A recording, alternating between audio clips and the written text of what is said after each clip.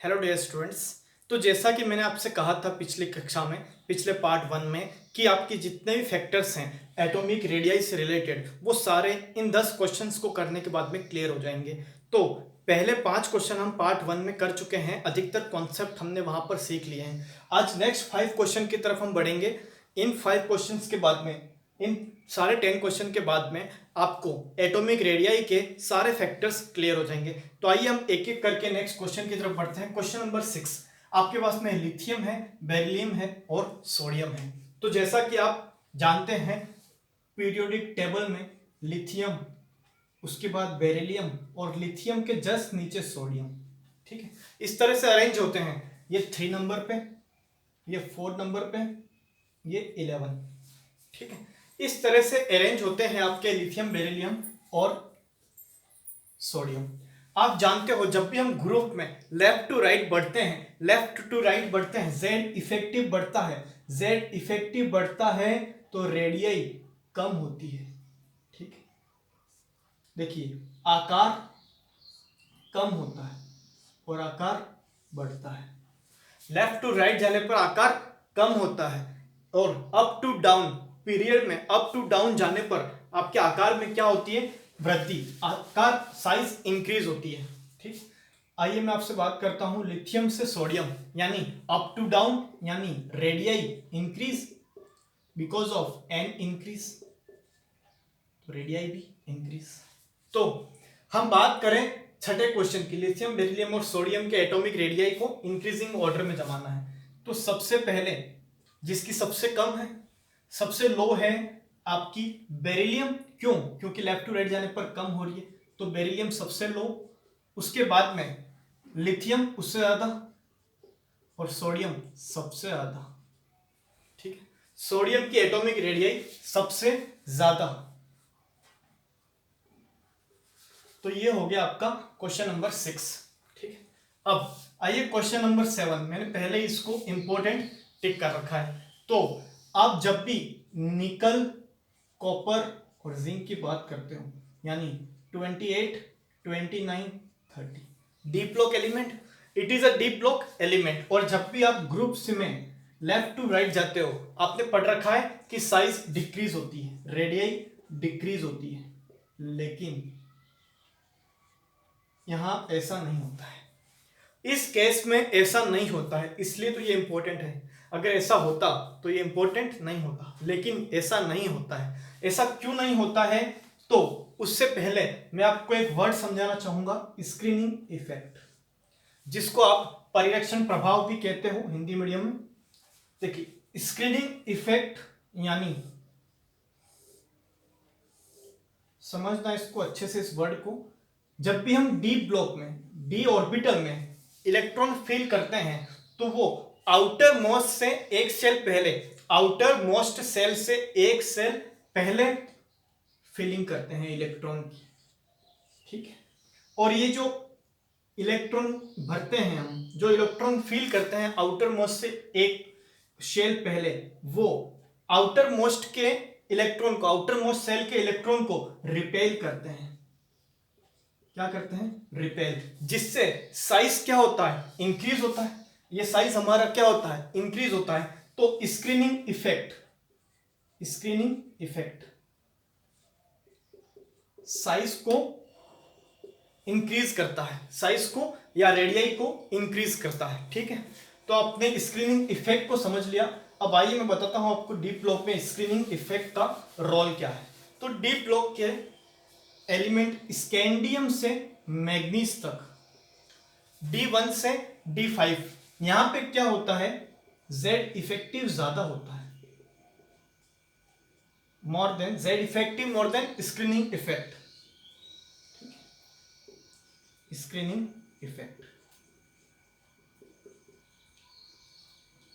इसी को मैं सिग्मा भी कहता हूं, ठीक है। सिग्मा से डिनोट करते हैं स्क्रीनिंग इफेक्ट को। यहां पर Z इफेक्टिव ज्यादा है तो रेडियई कम होती जाएगी, रेडियई डिक्रीज होगी। कहां तक? मैंने बोला सिर्फ मैग्नीज तक, ठीक है। उसके बाद में आपका आयरन और कोबाल्ट, इन दोनों के केस में, इन दोनों के केस में आपका जेड इफेक्टिव न्यूक्लियर चार्ज और आपका सिग्मा, ठीक है, स्क्रीनिंग इफेक्ट दोनों बराबर हो जाते हैं। जैसे ये दोनों बराबर, तो रेडियाई कांस्टेंट हो जाती है। रेडियाई क्या हो जाती है? कांस्टेंट हो जाती है। देखिए जेड इफेक्टिव जो साइज को कम करता है, जेड इफेक्टिव साइज को कम करने का प्रयास करता है, और सिग्मा स्क्रीनिंग इफेक्ट जो साइज को इंक्रीज करता है। एक डिक्रीज कर रहा है, एक इंक्रीज कर रहा है, और दोनों इफेक्ट बराबर हैं, तो रेडियाई कांस्टेंट हो जाती है। रेडियाई क्या हो जाती है? कांस्टेंट हो जाती है। कहां पर? आयरन और कोबाल्ट के केस में। उसके बाद में आप बढ़ते हो निकल, कॉपर और जिंक। देखिए यहां पे गेम बदल जाएगा आपका, यहां पे जेड इफेक्टिव कम हो जाएगा और सिग्मा स्क्रीनिंग इफेक्ट बढ़ जाएगा। ठीक है, तो आप लोग समझ गए स्क्रीनिंग इफेक्ट का बढ़ना मतलब साइज इंक्रीज होगी। तो आप जब भी निकल, कॉपर और जिंक में जाओगे, रेडियाई क्या होगी? इंक्रीज होगी। ठीक है, यूं तो हम बोलते हैं कि लेफ्ट टू राइट जाने पर डिक्रीज होती है, लेकिन निकल, कॉपर और जिंक डीप ब्लॉक एलिमेंट में स्क्रीनिंग इफेक्ट के कारण, बिकॉज ऑफ स्क्रीनिंग इफेक्ट, आपका जो रेडियाई है वो क्या हो जाता है? इंक्रीज हो जाता है। तो यहां पर हम कह सकते हैं कि निकल का सबसे कम, फिर कॉपर का और फिर जिंक का। ठीक है, तो ये क्वेश्चन इसलिए इंपॉर्टेंट है क्योंकि यहाँ पे स्क्रीनिंग इफेक्ट फैक्टर हमको मिलता है। उसके बाद में मैं आपसे बात कर रहा हूं नेक्स्ट क्वेश्चन, सोडियम, क्लोरीन और आर्गन। ये भी बहुत इंपॉर्टेंट क्वेश्चंस है। ठीक है, इसको भी हम इंपॉर्टेंट मान सकते हैं बिकॉज ऑफ इसमें भी एक दूसरा फैक्टर लगेगा आपका। देखिए सोडियम 11 नंबर पे, क्लोरीन आपका 17 पे और आर्गन 18 पे। मैं आपको कह रहा हूं कि helium, neon, argon, helium, neon, argon, krypton, xenon, radon, ये जो आपके ग्रुप 18 के एलिमेंट हैं, ये सारे गैसियस स्टेट में होते हैं। ये सारे गैसियस स्टेट में होते हैं, गैसियस स्टेट में होते हैं। ठीक है, आप लोग जानते हैं। और गैसियस स्टेट का जब भी हम एटॉमिक रेडियाई कैलकुलेट करते हैं तो हम वान डेर वाल रेडियाई से कैलकुलेट करते हैं, और वान डेर वाल रेडियाई सबसे ज्यादा होती है मेटेलिक रेडियाई से भी ज्यादा और कोवेलेंट रेडियाई से भी ज्यादा।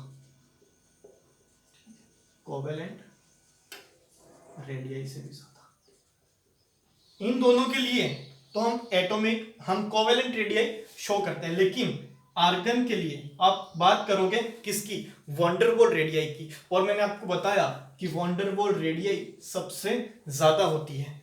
यहां हम ये कह सकते थे कि सोडियम ज्यादा, उसके बाद क्लोरीन, उसके बाद आर्गन, लेफ्ट टू राइट जाने पर, लेकिन आर्गन के केस में हम वान डेर वाल रेडियाई को इंक्लूड करते हैं, तो आपका आर्गन तो सबसे ज्यादा हो गया। ठीक है, उसके बाद में आपका सोडियम और सबसे कम chlorine. Because of left to right बढ़ने पर आपका साइज क्या होता है? डिक्रीज होने लगता है। तो क्लोरीन का कम, उसके बाद सोडियम का और आर्गन का सबसे ज्यादा बिकॉज ऑफ आपका वान डेर वाल रेडियाई। तो आपने इन 3 क्वेश्चन को अच्छे से देख लिया। अब हम चौथा क्वेश्चन, इसके फैक्टर की बात मैं आपसे कल कर चुका हूं। देखिए कॉपर, सिल्वर एंड गोल्ड, तो ये आपका 3D सीरीज का आइटम, ये 4D सीरीज का आइटम और ये 5D सीरीज का आइटम। ठीक है, आप लोग जानते हो 5D सीरीज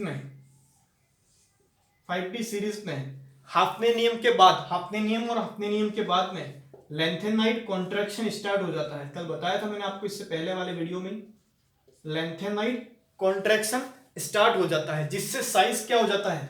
डिक्रीज हो जाता है, जिससे रेडियाई क्या होती है? डिक्रीज हो जाती है। ठीक है, हमारा जो रूल है वो तो ये है कि 3D 4D 5D up to down जाने पर रेडियाई इंक्रीज होती है, लेकिन 5D में लेंथेनाइड कॉन्ट्रैक्शन के कारण, ठीक है, आपका क्या होगा? रेडियाई डिक्रीज होने लगेगी। तो कॉपर की सबसे कम, उसके बाद में Ag 4D का है और Au 5D का है। 5D में लेंथेनाइड कॉन्ट्रैक्शन के कारण कम हो जाती है रेडियाई और एजी में बढ़ जाती है। तो ये आपका क्वेश्चन नंबर 9 भी हो गया। और लास्ट एक क्वेश्चन आपका 10th नंबर, इसको आप आसानी से कर सकते हो क्योंकि मैंने आपको कल बताया था कि atomic radii proportional to negative charge. Negative charge जैसे जैसे बढ़ता है एटॉमिक रेडियाई आपकी बढ़ती है। तो ऑक्सीजन न्यूट्रल का सबसे कम O- और O-2, जैसे जैसे नेगेटिव चार्ज बढ़ा उसकी रेडियाई क्या होगी, इंक्रीज होगी। तो इंक्रीजिंग ऑर्डर में हम इन 10 क्वेश्चंस को पार्ट 1 में 5 और पार्ट 2 में 5 10 क्वेश्चन को हमने कर चुके हैं। और जितने फैक्टर्स आपके एटॉमिक रेडियाई के होते हैं जिससे रिलेटेड हमने सारे क्वेश्चंस कर लिए और सारे फैक्टर को डीप में समझ लिया। ओके, तो मिलते हैं हम नेक्स्ट क्लास में, तब तक के लिए बी सेफ।